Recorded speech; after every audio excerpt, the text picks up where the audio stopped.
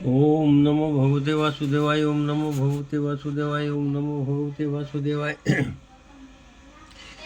युधिष्ठिर ने पूछा, है वासुदेव, वैशाख मास के कृष्ण पक्ष में किस नाम की एकादशी होती है? कृपया उसकी महिमा बताइए। भगवान श्री कृष्ण बोले, राजन, वैशाख कृष्ण पक्ष की एकादशी वरुथनी के नाम से प्रसिद्ध है। यह इस लोक और परलोक में भी सौभाग्य प्रदान करने वाली है। वरुथनी के व्रत से सदा सुख की प्राप्ति और पाप की हानि होती है। वरुथनी के व्रत से ही मानधाता तथा धुंध मार आदि अन्य अनेक राजा स्वर्ग लोक को प्राप्त हुए।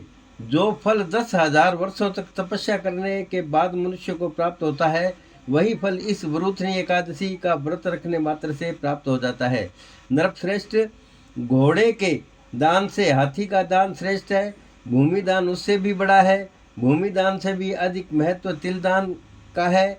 तिल दान से बढ़कर स्वर्ण दान और स्वर्ण दान से बढ़कर अन्नदान है, क्योंकि देवता, पितृ तथा मनुष्यों को अन्न से ही तृप्ति होती है। विद्वान पुरुषों ने कन्यादान को भी इस दान के ही समान बताया है। कन्यादान के तुल्य ही गाय का दान है। यह साक्षात भगवान का कथन है। इन सब दानों से भी बढ़कर विद्या दान है।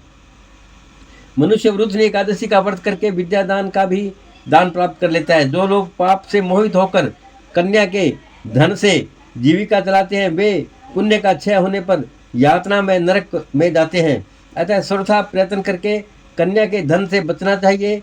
उसे अपने काम में नहीं लाना चाहिए। जो अपनी शक्ति के अनुसार अपनी कन्या को आभूषण से विभूषित करके पवित्र भाव से कन्या का दान करता है, उसके पुण्य की संख्या बताने के में चित्रगुप्त भी असमर्थ है। वरुथनी एकादशी करके भी मनुष्य उसी के समान फल प्राप्त करता है। राजन, रात को जागरण करके जो भगवान मधुसूदन का पूजन करते हैं, वे सब पापों से मुक्त हो परम गति को प्राप्त होते हैं।